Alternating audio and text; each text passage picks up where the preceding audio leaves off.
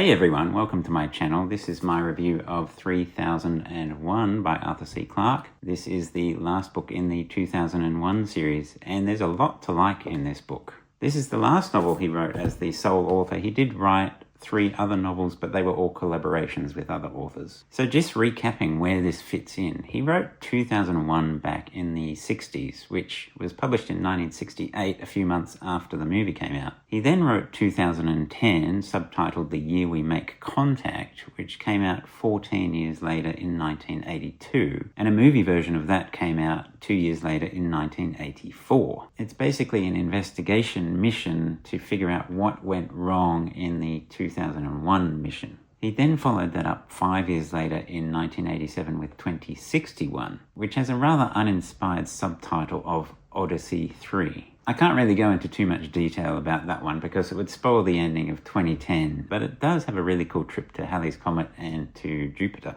And so we finally come to 3001, which was published 10 years later in 1997, and it has a subtitle of The Final Odyssey, which is fairly appropriate. And then just briefly, there is another book called The Lost Worlds of 2001. It was published in 1971, a few years after the first book came out. And it's a kind of journal where Clarke describes how the whole 2001 book and movie project took shape. And it includes things like early drafts of the book and the script and a whole bunch of other things. So what's this last book, 3001, about? Well, it has a great setup, and these are not spoilers, this is on the back of the book. Basically, Frank Poole, who supposedly died in the first book, is found floating around in space and woken up 1,000 years later.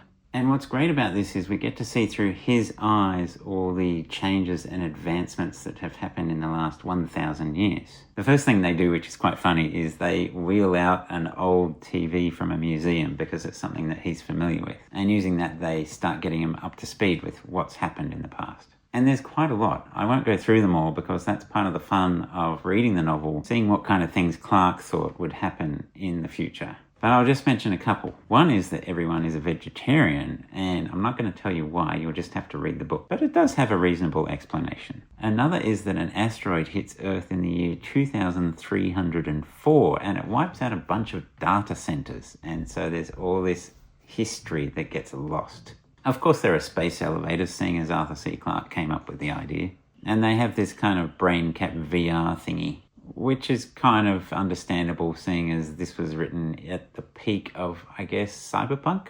What's also fun are mentions of more contemporary things. When I say contemporary, I mean from the 80s and 90s. Like Patrick Stewart and Star Trek get mentions, and one character even mentions cyberspace. And if you know your Asimov, you may catch a fun reference at one point. And I haven't even mentioned the genetically engineered raptor dinosaurs that they use as gardeners.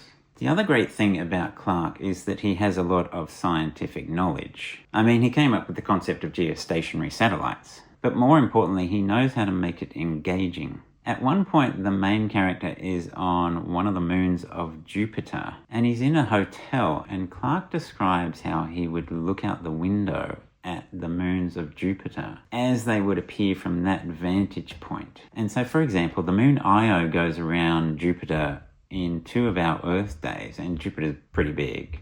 And so he sees it visibly moving over a range of minutes because it's moving so fast.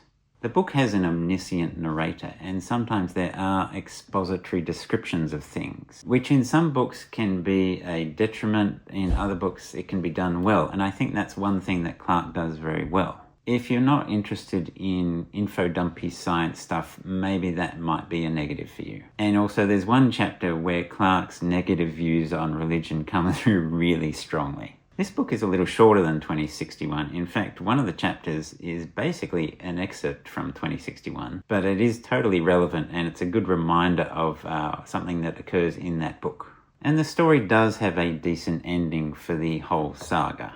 This book also has a bunch of annotations in the back. In fact, it's about 20 pages going through chapter by chapter, and Clarke talks about the sources that he has for the ideas and concepts in the book, and also talks about how likely they are to come about. So in the end, I give this one a very solid 4 stars. Have you read these? Drop a comment below to let me know what you think of this series. My next Clarke will be The Lost Worlds of 2001. Make sure you're subscribed so you can see my review of that when it drops. Until next time, happy reading, and I'll see you in the next video.